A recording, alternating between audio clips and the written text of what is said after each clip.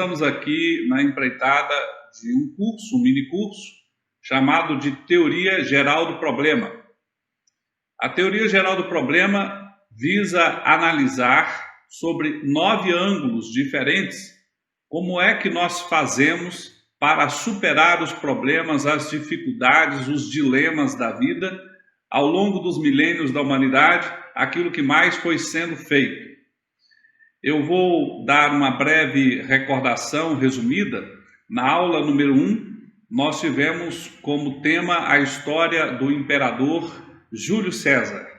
E nós mostramos ali, através daquela história, que a primeira grande coisa que a humanidade fez para superar os problemas foi simplesmente se esforçar mais, não desistir, mesmo diante dos maiores desafios ou de problemas que muitas vezes parecem ser maiores do que nós.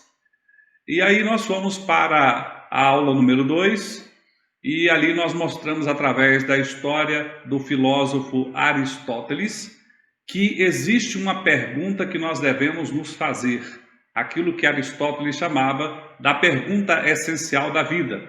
E demos exemplos, inclusive, contemporâneos de como nós podemos fazer isso nos dias atuais e como isso representa realmente superar dificuldades, transformar realidades com uma simples pergunta feita 5 vezes. E então, no nosso encontro anterior, nós mostramos que nós também devemos tomar cuidado com a envoltória, aquilo que nos cerca. E, diante disso, nós mostramos a história da China e os 36 estratagemas chineses. E foi a aula mais longa, certamente a aula que as pessoas mais debateram comigo, a posterior, mostrando que realmente esse tema, embora milenar, é muito contemporâneo, ou seja, faz muito parte dos nossos dias atuais. Então, nesse sentido, nós vamos começar aqui a mostrar o nosso encontro de hoje, e nesse encontro nós vamos fazer basicamente menção à percepção. A percepção, ela é sem dúvida nenhuma uma força muito poderosa para que nós possamos realmente resolver problemas. Por quê? Porque a maioria das pessoas tem dificuldades, dilemas ou situações aparentemente sem solução porque simplesmente não percebem que os problemas existem em suas vidas. Eles sentem ou elas sentem os efeitos dos problemas, mas não conseguem entender o que está acontecendo, porque não percebe. Eu retomo aqui uma colocação do Deepak Chopra, em que ele afirmou, num dos seus livros mais espetaculares, a seguinte frase: você é aquilo que você vê. Ou seja, se você não percebe, então você não consegue viver aquilo que você não teve noção de que existe ou de que é possível. Portanto, você não tem nem a ideia de como fazer as coisas acontecer. Mas aquilo que você vê, você tenta fazer. Aquilo que você olha, observa, mesmo que não seja a verdade plena, então você tenta realizar de acordo com o que você vê. Então a percepção, ela é fundamental na busca dessas soluções. A percepção, ela é realmente uma das grandes forças humanas, e esse olhar focado nas soluções, ela vem sendo trazida ao longo dos séculos, eu diria até mesmo que ao longo dos milênios, e nos últimos anos nós estamos falando da percepção através de uma ferramenta chamada Balanced Scorecard ou BSC. E eu, claro, não vou fazer aqui uma grande explicação sobre o BSC, nós vamos fazer uma contextualização histórica e vamos mostrar para você de uma forma bem simples como você pode usar isso para a sua vida ou para os seus negócios de uma forma realmente simplificada. Então, a percepção é essa grande força que devemos considerar. Para início de conversa, eu gostaria de mostrar aqui o pensamento de um dos maiores gênios da humanidade, Albert Einstein. Ele, alemão judeu, pai de diversas teorias da ciência, inclusive válidas até os dias atuais, em um dado momento foi questionado porque ele conseguia enxergar mais do que todo mundo, porque ele tinha aquelas ideias tão diferentes, quando as pessoas nem mesmo acreditavam que aquilo era possível, e ele provou que era verdade. Então ele deu a seguinte resposta: a natureza nos mostra apenas o rabo do leão, mas eu não tenho dúvidas em minha mente que o leão está junto com o rabo, mesmo se ele não se revelar de início. Ou, em outras palavras, nós somos levados a uma onda de enganações pela nossa percepção. Porque muitas vezes, nos dilemas, nos desafios, nas dificuldades, nós enxergamos apenas o rabo do leão, apenas ali aquela pontinha. E nesta situação, se você não conseguir entender que existe uma extensão, ou seja, o leão inteiro, pode ser que você julgue que aquele rabinho ali não tem nada de perigoso, não tem nada de problemático, e isso pode representar o seu fim. Isso certamente tem a ver com a nossa capacidade de enxergar o todo, enxergar a verdade, a situação de uma maneira mais profunda. E se você quiser conseguir superar esses problemas, você vai ter que abrir os teus olhos. Como dizia naquela grande poesia judaica, que eu particularmente acho fantástica, uma poesia dos milênios para trás, em que o judeu dizia: abre-me os olhos para ver algo de bom que tens para mim, então tereis na mão aquele poder e o sol vai se desatar, enfim. Então, este é um pensamento poético, muito bonito, que inclusive virou uma bela canção, e eu vejo que tem realmente uma grande verdade, não é? Mas o fato é o seguinte: nós temos que embasar aquilo que vamos falar de uma forma mais bibliográfica.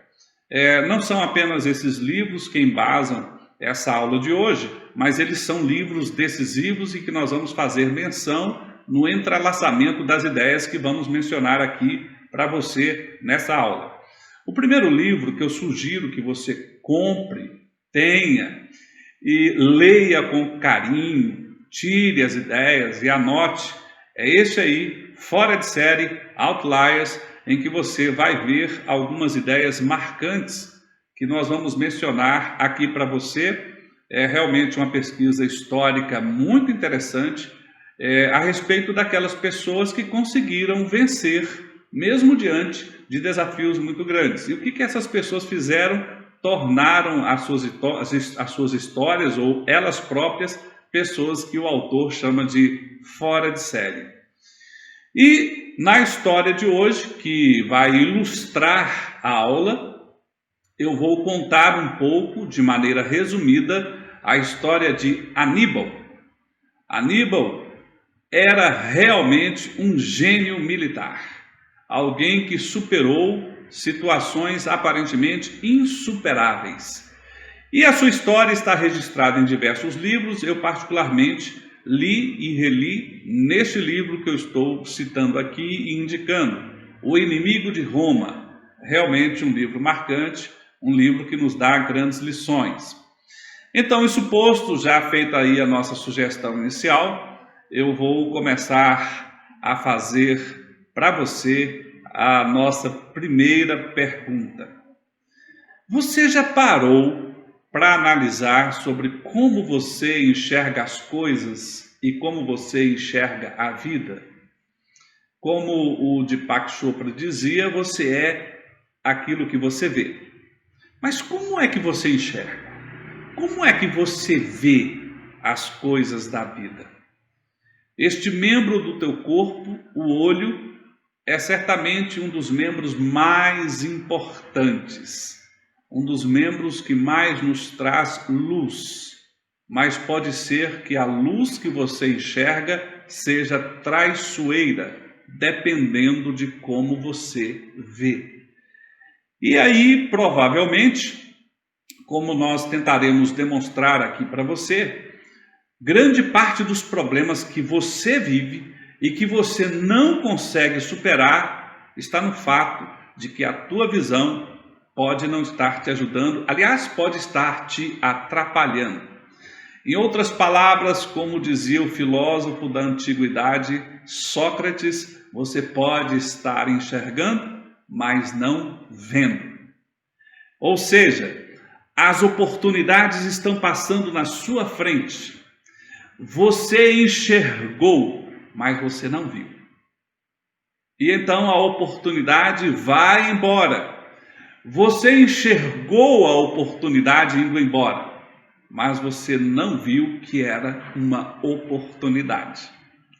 Ou, em outras palavras, o problema está vindo em sua direção. Você enxerga, mas não vê que é um problema, e ele te alcança. Então, neste conflito de enxergar e de ver, está certamente a questão da percepção. E o ser humano, ao longo dos anos, ao longo dos séculos, foi formulando algumas ideias muito interessantes a respeito de como fazer para enfrentar os problemas.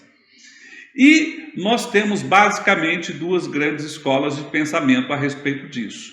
E ao longo de todos esses anos, em grande sentido, nós estamos assistindo ou vivendo essa grande batalha ou conflito de ideias. Porque tem pessoas que acreditam piamente que só conseguem resolver os problemas da vida se enfrentar o todo do problema. Ou seja, um problema grande, gigante, e ele olha para aquele problema, essa pessoa olha para aquele problema e aí quer enfrentar o todo, quer enfrentar o gigante. Uma outra corrente de pensamento, no entanto, pensa o inverso. Que tal nós olharmos para a parte que está dando problema, aquele pedaço menor, e então atacar o problema que ali está? E aí, resolvendo aquela parte pequena, então o todo sobreviverá.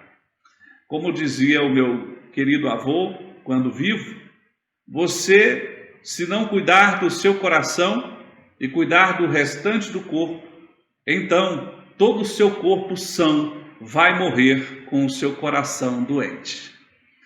Em outras palavras, pegue aquela parte ali pequena, mas que está dando problema, cuide dessa parte. E aí o todo sobreviverá. Então, neste duelo entre o todo e a parte, nós estamos tendo muitas teorias, desenvolvimento de técnicas, e em um dado momento da história, aqueles que eram maioria defendiam todo, e em outro momento, semelhante a um movimento de pêndulo, os que venceram aqueles que defendiam a parte. Ou seja, afinal de contas, o que é melhor, hein? Resolver um problemão ou resolver uma série de pequenos problemas? Essa é uma ideia conflituosa, sem dúvida nenhuma, e que nos faz caminhar por um determinado, digamos assim, rumo, não é?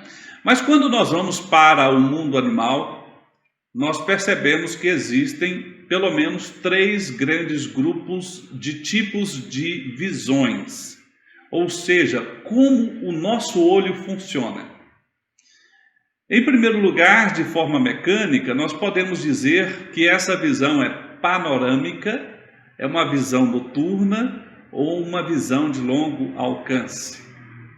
Em outras palavras, nós também podemos dizer que, se não for de uma forma mecânica, mas de uma forma comportamental, de uma forma estratégica, tem aquelas pessoas que têm uma grande visão panorâmica, ou seja, ela consegue enxergar tudo do cenário. Ela, só de bater os olhos, só de ouvir dizer, ela percebe o que está adiante, o que está do lado esquerdo, do lado direito, para trás, para cima, para baixo.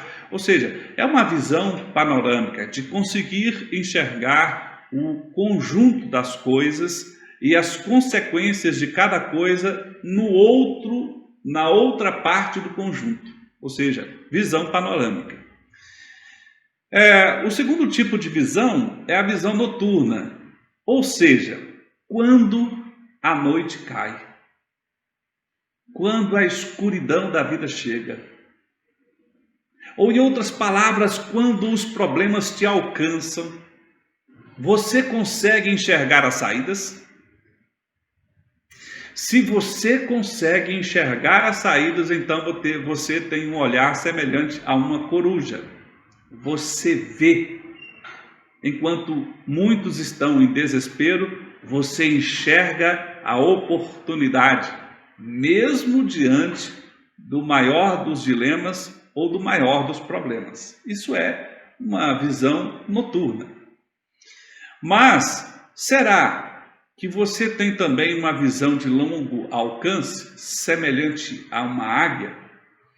Uma visão em que você consegue enxergar cada coisa que você está fazendo agora, as consequências que elas terão na sua vida e na vida das pessoas ao seu redor, daqui 10, 20, 30, ou seja, até o fim da vida, talvez uma visão que ultrapasse até mesmo a sua vida. Recentemente eu estava lendo a obra de um autor árabe e ele estava propondo uma estratégia que certamente teria chance de começar a dar certo 250, 300 anos depois da morte dele. Ou seja, uma visão de longuíssimo alcance. E lendo a obra desse autor, me chamou muita atenção que grande parte das previsões que ele fez são absolutamente verdadeiras, estão acontecendo e os seus discípulos estão participando dessa construção, dessa visão, bem devagar. Há coisas que realmente só acontecem muito lentamente. Você precisa ter uma visão de longuíssimo prazo. Ou seja, as consequências da vida. E claro, talvez uma visão mais interessante, mais perseguida, seja a visão da amplitude. A visão da águia. Aliás, o animal que mais enxerga longe é justamente essa águia da asa redonda. Essa águia da asa redonda, ela é capaz de estar voando a 5.000 metros de altura e ver um animal bem pequenininho, um roedor, uma lagartixa, digamos assim, e dessa altitude, vendo com absoluta clareza, descer, preparar o seu bote e então vencer. Então, como é que você faz para você enxergar dessa forma? Quando nós estamos nos deparando com as crises, a maior parte das pessoas não consegue enxergar nem mesmo as consequências do seu dia. Que dirá enxergar como será o amanhã? Que dirá enxergar como será daqui a 6 meses, daqui a 2 anos? Que dirá você enxergar daqui a 30 anos, daqui a 50 anos? Como ocorria, por exemplo, com um escravo romano escalado pelo império para receber o novo imperador. O imperador entrava então para assumir o trono na cidade de Roma e ele era recebido às portas do palácio por aquele escravo, que tinha a obrigação de chegar aos ouvidos do imperador e dizer assim: isso vai passar. E então o imperador ouvia aquele conselho daquele que era o homem mais humilde do seu império, o escravo, assumia o trono e assim que pegava o seu cetro, ou seja, aquilo que representava o poder, ele tinha que parar tudo para ouvir novamente do escravo falando ao seu ouvido: imperador, esse tempo de glória, isso tudo que você está vendo, isso também vai passar. Ou seja, olhe para o tempo, olhe lá adiante. Seja você vivendo uma coisa boa ou você vivendo uma coisa muito ruim, tenha certeza, isso vai passar. Mas passará como? Se você souber o amanhã, provavelmente as suas decisões de hoje serão muito mais sábias, com consequências muito mais bem positivas para você. Então, é preciso ter essa visão da amplitude. Em outras palavras, quando você está diante da dificuldade, como é que você enxerga? Você enxerga a coisa como um grande problema ou você enxerga a coisa como uma grande solução? Em outras palavras, você olha para o copo, ele está meio cheio ou ele está meio vazio? Você vê uma oportunidade ou você vê uma dificuldade? Isso fará enorme diferença no seu comportamento, nas suas escolhas. Isso fará enorme diferença na sua capacidade de liderar, na sua caminhada, pelo jeito com que você olha a vida, pela sua disciplina ou não. E então, nós chegamos aqui ao nosso personagem de hoje. Eu gostaria de apresentar para vocês este senhor que se chama Aníbal Barca. Aníbal, ele viveu entre os anos 247 a.C. e 183 a.C. Ele era um general que conseguiu afrontar e amedrontar um grande poder. Quando o mundo todo se despedaçava, ele se erguia. Essa imagem é um quadro que foi pintado à época sobre esse grande general.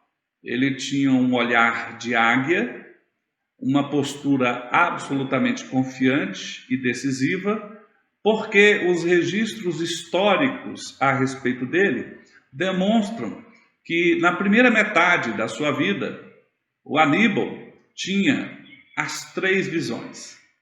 Ele conseguia enxergar a consequência de tudo que fazia em cada cenário possível. Ele conseguia perceber que aquilo que estava fazendo era, na possibilidade A, consequência sim, na possibilidade B, essa consequência. Ele tinha visão panorâmica. Mas ele não tinha só isso, ele tinha visão de águia também. Ele conseguia olhar a longo prazo e ver que as escolhas que ele tinha que fazer não eram meramente escolhas que tinham que representar a vitória do dia, a vitória da hora, mas aquilo que estava dando a ele realmente a caminhada para a vitória total.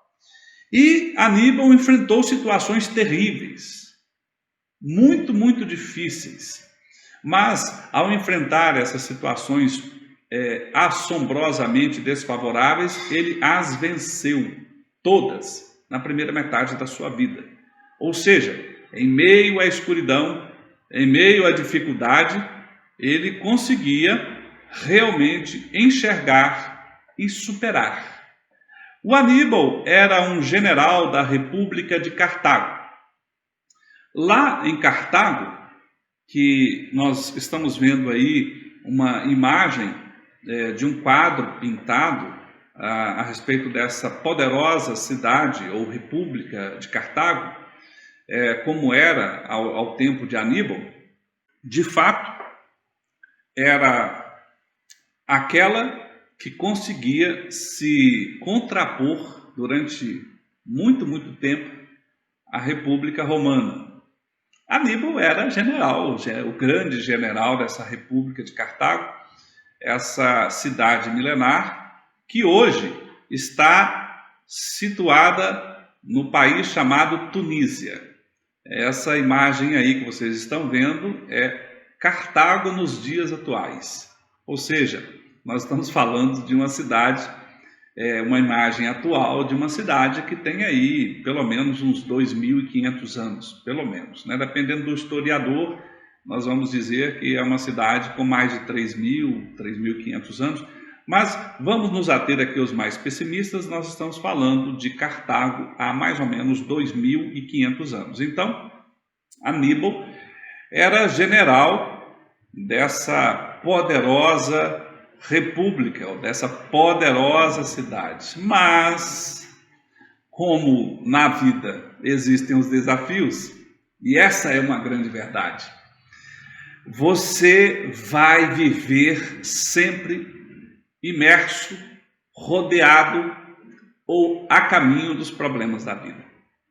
Os desafios da vida são imensos e eles chegarão até você, não tem jeito, não é? É uma certeza, eles vão te alcançar. Mas como você vai lidar? Então, Aníbal era o grande general dessa primorosa e poderosa república Ele poderia olhar para si e dizer: sou um dos homens mais poderosos da história, tudo me favorece, mas será? Porque sempre existem os desafios. E este era o desafio, como vocês podem ver aqui no mapa, que está sendo mostrado. A República de Cartago era essa república aqui desse azul mais escuro. Cartago, como mencionado, fica na África e, claro, é uma cidade portuária, uma cidade que está de frente para o mar e que dominou grande parte das faixas litorâneas da África e também parte de Portugal, grande parte da Espanha e um pedacinho ali da França, na atual França, né? E então essa república dominava também os mares, né? Porque era dona da Sicília, era dona de várias ilhas hoje ditas italianas e tinha a maior frota. E então Roma, chegando ao seu esplendor, percebeu que existia um império ou uma república tão poderosa quanto ou até mais do que ela. E então começaram as guerras conhecidas como púnicas. Na Primeira Guerra, o grande general era o pai de Aníbal e ali se perdeu, Cartago perdeu o domínio do mar Mediterrâneo. E então o filho se tornou o grande, né, que é esse Aníbal. Aliás, Aníbal é estudado até hoje ele é estudado nas academias militares, porque é de fato um general de estratégia exemplar, de uma capacidade incrível por causa das 3 formas de visão simultânea que ele tinha certamente, não é? E então Roma, percebendo que os exércitos de Cartago estavam avançando pela Europa, resolveram promover a Segunda Guerra Púnica. Então Aníbal foi para a Europa e invadiu a Itália. Quando estava chegando perto da Itália, o exército romano era muito mais numeroso, começou a ir ao seu encontro para cercá-lo e ele teve que fazer uma primeira grande jogada histórica.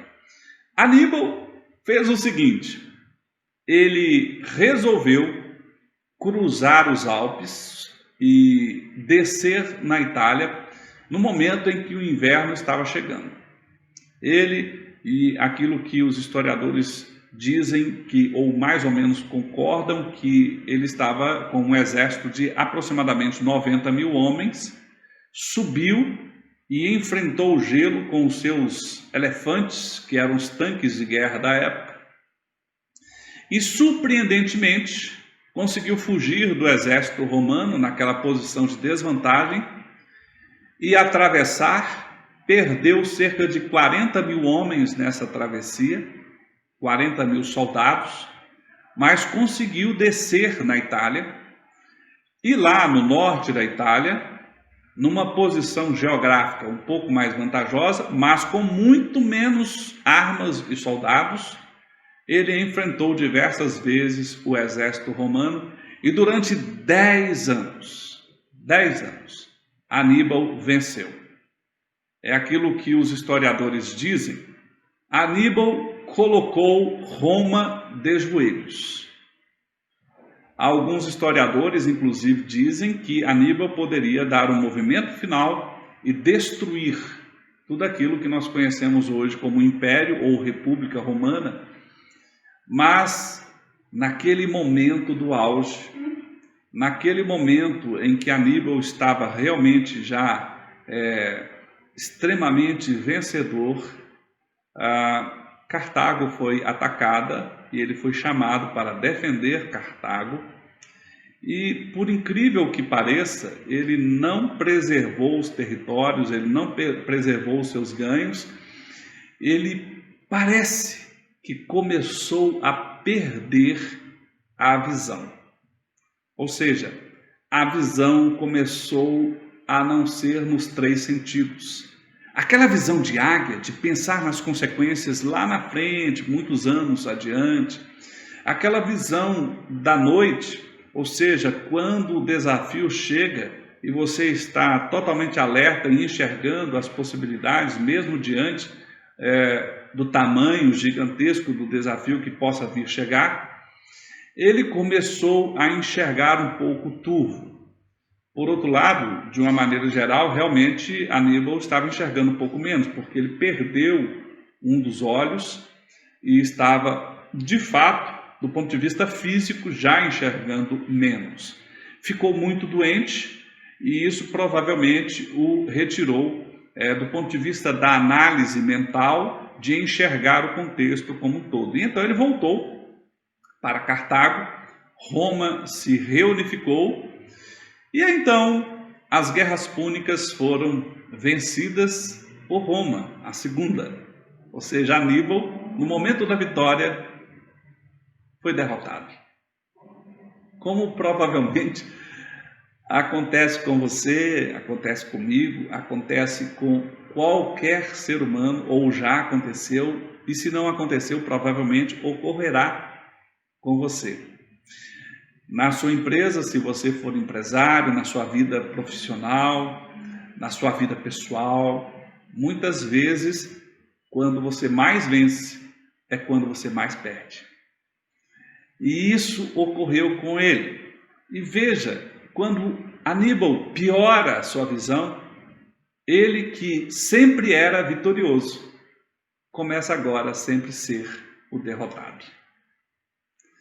A primeira coisa que Aníbal fez errado ao final das guerras púnicas é entrar num território que ele não conhecia.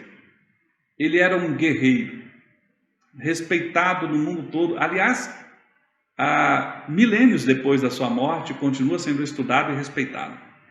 Mas ele resolveu ser político. E como político ele entrou numa guerra que ele não conhecia. Ou seja, a sua visão era errática. E por causa disso, ele acabou cometendo alguns equívocos políticos e foi exilado no ano de 190 a.C., justamente para um reino que ele detestava e falava mal, e esse reino, Antíoco III, o recebeu, e Antíoco gostaria muito de derrotar Roma. Mas esse rei, ele não tinha o grande exército treinado por Aníbal, ele não tinha um grande plano, como Aníbal teve anos e anos para instrumentalizar, para desenvolver. E Aníbal estava ali, né? E agora eu sou o general desse rei. E esse rei quer guerrear. E ele, sendo pressionado pela situação, foi então fazer mais uma guerra com Roma. E eis aqui um dos grandes problemas. Tudo na vida tem um tempo para você se preparar e reunir as forças necessárias para vencer o óbice, vencer o problema. E Aníbal, dessa vez, pressionado, não tinha o tempo necessário e nem a visão suficiente. E então, claro, ele foi derrotado pouco depois pelos exércitos romanos, mas conseguiu fugir e pela sua fama foi aceito na corte de Prúsias I, que era rei da Bitínia, e aí os romanos cercaram a Prússia, né? E olha, é o seguinte, cercaram a Bitínia, aliás. E é o seguinte, seu rei, nós vamos destruir o seu reino. Ou você entrega Aníbal, ou então nós vamos destruir vocês. Então o rei olhou, realmente não tem como segurar isso, né? E então ele foi entregar Aníbal, e Aníbal, então, agora já com muita vergonha, com muita dor no coração, ele não, isso não, e ele, então, se suicidou, tirou a sua vida para não ser preso pelos romanos. Mas é isso que acontece, pessoal, é isso que acontece. Quando você está no meio do problema e faz o que não deveria fazer, ou faz o que deveria fazer, mas no tempo que você sabe que não é suficiente, porque você está com pressa, Você é o frágil da história, você está enfrentando o problema de uma maneira equivocada. Por quê? Olha, porque você agora não está enxergando realmente as soluções da vida e como você não enxerga, então você fica ansioso, você fica com pressa, você quer correr, você quer tentar resolver a coisa mais rápido do que ela poderia fazer. E assim não dá certo. Então, quando você perde a visão, isso te atrapalha sobremaneira. E a história foi avançando, lá na frente Roma também do Ocidente deixou de existir, o tempo foi passando, e essa visão de ter os 3 tipos de enxergar, ou seja, uma visão panorâmica, uma visão noturna e uma visão de longo prazo, ela começou a ser jogada na lata do lixo. As pessoas começaram a pensar assim: que tal não morrer hoje? Amanhã a gente vê o que vai fazer. Aliás, essa era uma ideia corrente na Idade Média. Quanto mais eu estudo a Idade Média, mais eu percebo que essa ideia ou essa visão, ela tinha o seu sentido de ser, não é? A vida ficou muito mais difícil, muito mais complicada. As pessoas estavam realmente preocupadas apenas ali com não morrer hoje, né? Alguns autores dizem que a idade média de uma pessoa, durante a Idade Média, raramente passava muito dos 30 anos. Então você imagina como a vida era curta, você imagina como a vida era difícil. E aí as pessoas estavam ali, nessa visão curta e não panorâmica. E também uma visão que não conseguia enxergar saídas para os problemas, ou seja, a visão não noturna. Os problemas eram homéricos, os problemas eram grandes, mas as pessoas olhavam e falavam assim: poxa, não tem nada o que fazer, eu vou viver isso mesmo. Talvez você viva assim também, não é? Você olha para o problema e se coloca exatamente dessa forma: não adianta, né? Não tenho o que fazer, vai dar errado mesmo, então para que se esforçar? Essa visão curta, não noturna, não panorâmica. E aí, nós podemos ver que em um dado momento, alguém abriu os olhos. E nesse abrir os olhos, nós tivemos o ressurgimento dos países. Esses países viraram impérios, o conhecimento começou a ser novamente uma coisa importante, e por causa dessa busca por saber, ou seja, abrir os olhos, enxergar, nós tivemos várias situações que melhoraram a vida, inclusive, talvez aquela de maior relevo é a Revolução Industrial, que teve mais do que uma Revolução Industrial, né? E a Revolução Industrial basicamente estava dizendo o seguinte: está vendo os problemas da vida? As pessoas estão passando fome, as pessoas não têm comida direito, as pessoas não têm roupas, não têm boas casas, falta tudo. Que tal se a gente produzir mais com menos? Ou seja, vamos focalizar, vamos aumentar a produtividade, ou seja, vamos fazer as pessoas serem mais especialistas, porque agora, errando menos, produzindo mais com menos, então essas coisas vão ser solucionadas e a vida vai ficar melhor. Essa ideia, como vocês podem perceber, é uma ideia constante nos milênios, né? Ou seja, que tal a gente começar a resolver o problema? Que tal a gente começar a resolver o problema pelas partes? Que tal? Como ninguém estava tentando resolver os problemas, pelo menos agora tem alguém tentando resolver o problema. E a ideia é o seguinte: vamos fazer mais com menos, vira especialista aqui, ou seja, cuida dessa parte. E realmente nós tivemos saltos enormes de produtividade, e o que, é claro, tornou possível que os países também aumentassem muito sua população, porque passamos a ter muito mais alimento, muito mais roupa, calçados, podemos ter uma vida melhor e tal, e isso daí foi de fato uma grande evolução. No final do século XX, nós já estávamos aí naquilo que alguns historiadores consideram talvez a última grande revolução industrial, e nós nos deparamos com uma das pessoas que foi, sem dúvida nenhuma, um dos maiores geradores de prosperidade de todos os tempos. é o senhor Frederick Taylor, ele que é também considerado o pai da administração moderna. Inclusive publicou um livro fantástico chamado Administração Científica, né? Que eu recomendo, é fantástico realmente, simples, mas extremamente contemporâneo. Frederick Taylor, ele dizia que os teus olhos precisam abrir, né? Se você quiser ver, você tem que realmente abrir os olhos nos 3 níveis. Lembre que eu estava falando? Enxergue panoramicamente, enxergue durante as crises, as oportunidades, ou seja, tenha uma visão noturna e enxergue a longo prazo, porque aí a sua construção de hoje, ela vai ser não só para hoje, mas também para ter o amanhã que você sonhou.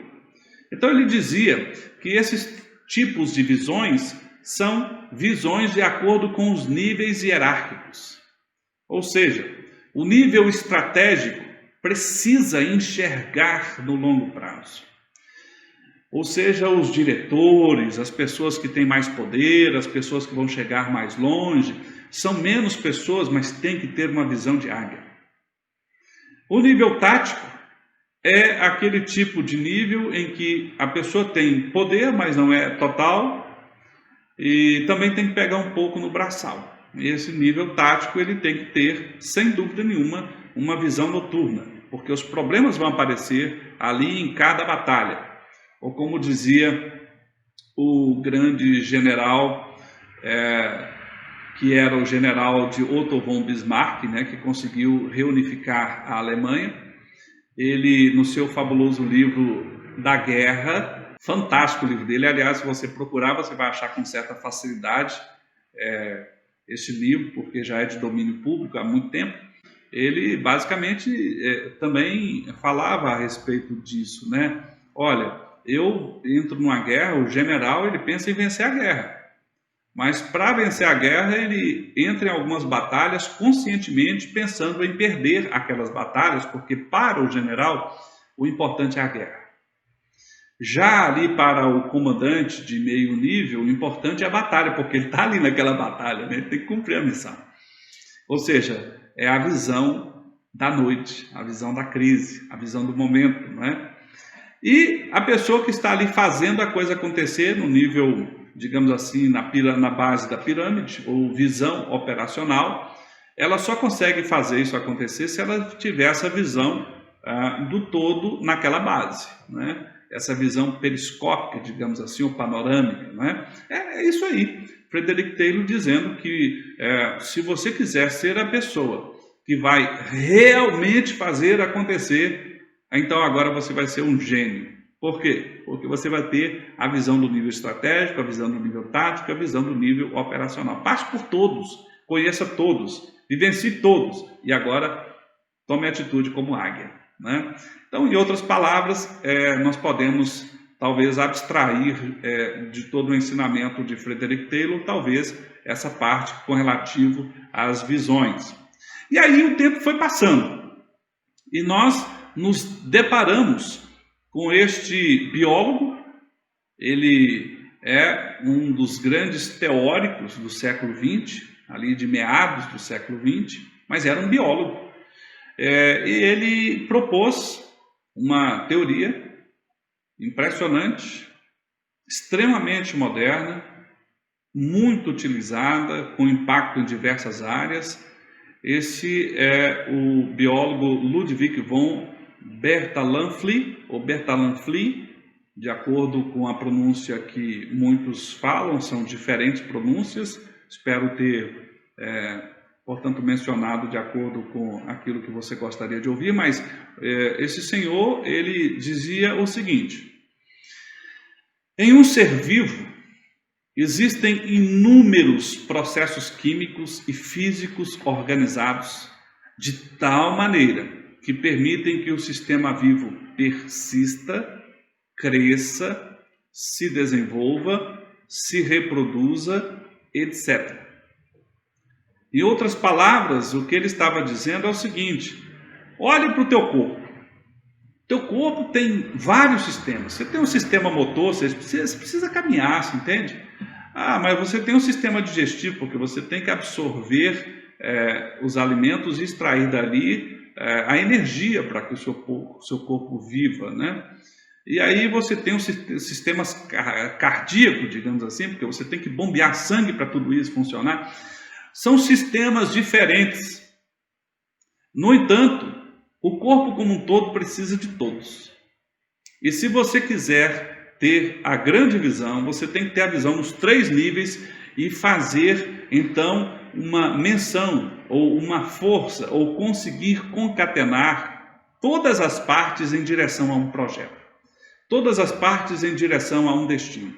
Se você não fizer isso, você vai ter tudo para vencer e perderá. E isso acontece nas mais diferentes formas. Isso acontece nas empresas, isso acontece nas famílias, isso acontece em tudo. As pessoas estão próximas de você, mas na verdade estão brigando com você. Elas acham que a mão tem que caminhar e o pé acha que tem que apertar a mão de alguém. E um dos pés acha que tem que ir para frente, o outro acha que tem que ir para trás. Vai virar um cabo de guerra. Em outras palavras, quando você não consegue coordenar as forças que estão ao seu redor em direção a um destino, você está perdendo para você próprio. Então você tem que saber essa coordenação. É aquilo que contemporaneamente passou a se chamar teoria dos sistemas. Uma organização é um conjunto de sistemas. Pensa numa empresa. Uma empresa é assim, tem um departamento pessoal, tem um departamento financeiro, tem o departamento de marketing, tem o departamento de produção. E parece que aqueles departamentos querem funcionar como se fossem seres únicos. Eles funcionam só para eles. Eles não tendem a buscar saber qual é a consequência daquela atitude deles lá no departamento financeiro, lá no departamento de recursos humanos e assim sucessivamente. E, portanto, você vai gerando uma série de crises e os departamentos começam a brigar entre si. Ou seja, como é que você vai fazer para começar a superar as suas dificuldades, os seus problemas? Primeiro, você tem que entender que você é um sistema. Você tem que entender que o conjunto da obra importa, o conjunto do destino importa. Se você não conseguir coordenar as suas forças, sejam elas mínimas, você não vai conseguir chegar em lugar nenhum, porque é você que destrói você. É a tua mão que está destruindo a tua perna, é a tua boca que destrói o teu estômago, são os teus olhos que fazem você cair no meio do caminho. Porque você não enxerga. Você precisa parar e olhar para si, nas coisas que estão ao seu redor, e então fazer as partes caminharem rumo a um destino, com cada parte contribuindo para aquele destino. Em outras palavras, ou em palavras simples, isso é o que nós chamamos de teoria dos sistemas. No entanto, quantos sistemas nós temos? Talvez, se você olhar o seu corpo, você vai perceber que os sistemas que você tem são muitos. Se existir aqui um médico nos assistindo, ele certamente vai ter na ponta da língua e dizer assim, olha, são tantos, e são muitos. Mas vai chegar daqui a pouco algum cientista e descobrir que existe um outro sistema que talvez a gente não sabia. Então são muitos e muitos, não é verdade? Mas, de uma maneira geral, como é que eu consigo concatenar tudo isso? Como é que eu consigo fazer, portanto, o meu olhar me dirigir a um destino em que os sistemas estão levando a isso? Agora eu entendi que como é que eu vou fazer esses sistemas caminharem a um destino bom? Porque também existe uma coisa muito interessante. Tem muitos mesmo, muitas pessoas que conseguem dar senso de destino na sua vida, mas é um destino ruim, um destino mal escolhido, um destino de consequências terríveis. E esse destino, portanto, ele precisa estar sendo visto e sendo pensado de uma forma que realmente consiga superar os problemas e vá numa caminhada positiva, favorável. E aí é que surge essa tese do BSC ou do Balanced Scorecard. É uma visão em 3 níveis, multifacetada, é uma visão panorâmica, noturna e de longo alcance. Assim como a semelhança lá do início da nossa história, ou lá dos milênios lá atrás, olha, quem é que vencia? Poxa, quem conseguia ter juntado todas as forças em direção a um destino ao qual estava baseada uma visão panorâmica, noturna e de longo alcance. É basicamente isso. Assim como é hoje, assim como provavelmente será amanhã, nós fazemos o que vemos, como dizia Deepak Chopra. Então, o BSC, conforme a teoria de Norton Kaplan, ele basicamente nos coloca, e eu vou falar aqui de uma maneira bem simples para você, o seguinte: veja, essa tese, essa teoria foi destinada para empresas, né? Mas nós podemos levar isso para a nossa vida também. De acordo com Norton Kaplan, a primeira coisa que você tem que entender é qual é o destino bom que você quer alcançar. No caso das empresas, uma oportunidade de mercado, uma chance que você tem de ter como conseguir os recursos favoráveis para a sua sobrevivência. Então, primeiro você tem que definir aonde está a chance, aonde está a oportunidade, aonde está o seu destino, não é? Uma vez que você esclarece isso com muita convicção, com muita assertividade, ou seja, o que é que você vai fazer, neste momento você já está falando a grande palavra do próspero. A palavra mais falada pelo próspero é a palavra não. Por que essa palavra é tão importante? Porque você tem que dizer não para as tentações da vida, para ter foco naquilo que importa. Porque isso vai acontecer se já não aconteceu na sua vida. Você começa a ter pequenas vitórias e aí as ilusões ou as tentações começam a bater na sua porta e dizer assim: ei, olha só, tem uma oportunidade para você. Na verdade, aquilo não é uma oportunidade. Não para você, entende? Porque é também uma grande verdade que tudo dá certo. Ou como dizia alguém que estuda mercado, tudo dá dinheiro. Então tudo dá certo, mas não é tudo que vai dar certo para você. Aliás, praticamente nada vai dar certo para você. Porque, como mencionado no livro Fora de Série, para cada vez que você tentar uma nova coisa, você precisa de pelo menos 10.000 horas de prática e de exercício. Isso vai dar de 8 a 10 anos. Como o ser humano começa a ter maturidade intelectual, ali por volta dos 30, mais ou menos, 25, 30 anos, então ele vai precisar de mais 10.000 horas e vai começar a ter chance de fazer alguma coisa decisiva entre os 35 e 40 anos.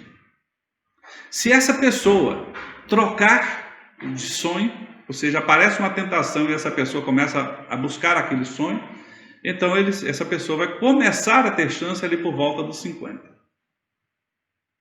E é neste momento que você começa a ter chance, mas aí você quer trocar de sonho de novo. Você entende que você não é eterno? Que não dá para fazer nada excepcional se você ficar trocando de sonho assim a todo momento? É preciso ter lodo para enfrentar o problema, meu filho. Preciso fazer lodo na sua vida para a sua pedrinha poder estar ali firme e forte para você poder atirar no rumo certo. Senão você não vai conseguir, de fato, a vencer esses obstáculos que estão aí sendo colocados frente a você.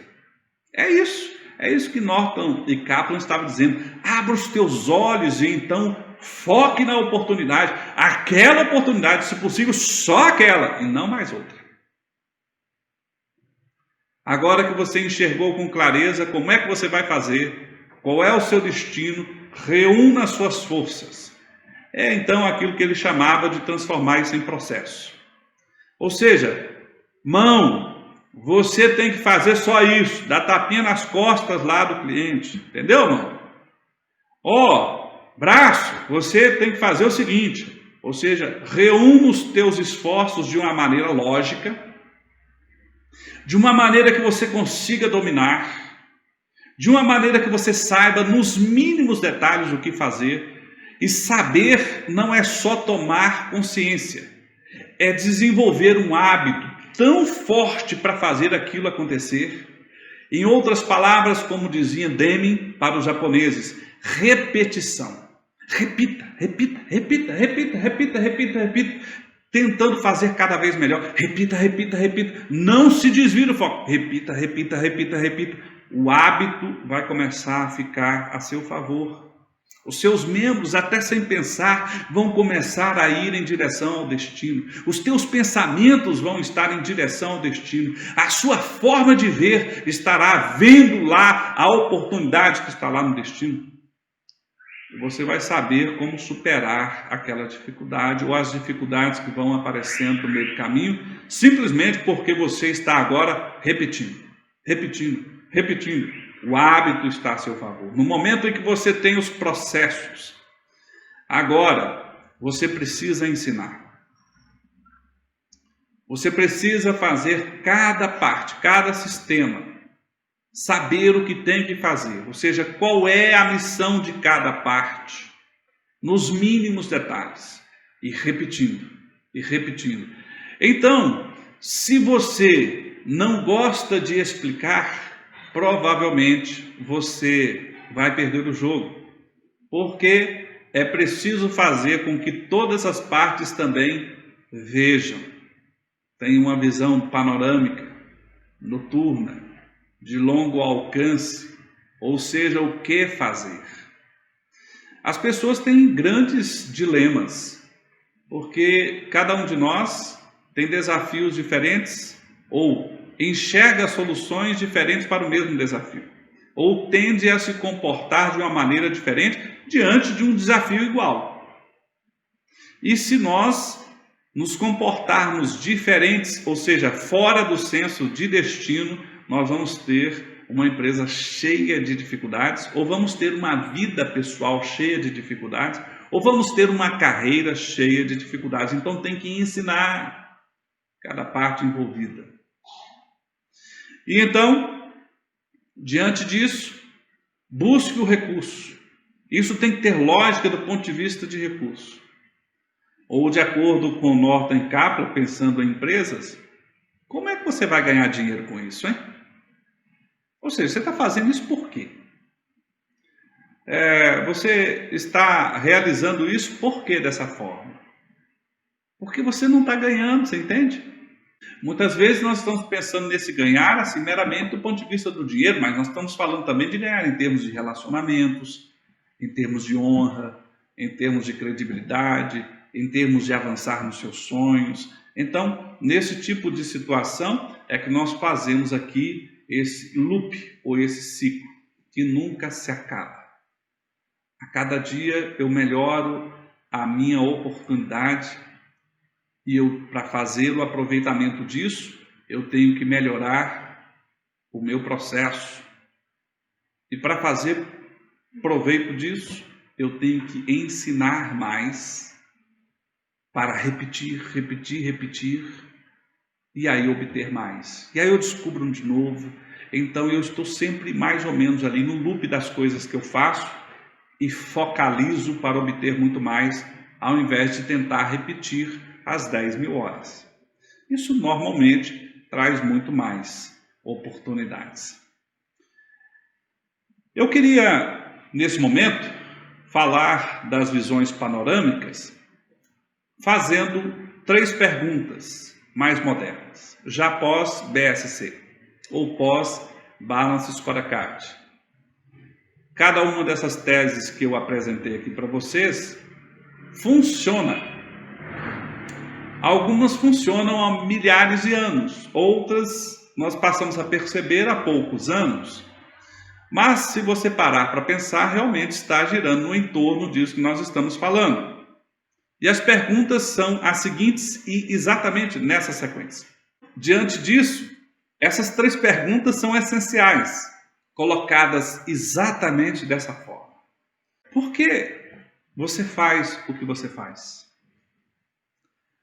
Essa pergunta é de fazer a nossa cabeça sair fumacinha. Pare com a sua correria, por favor.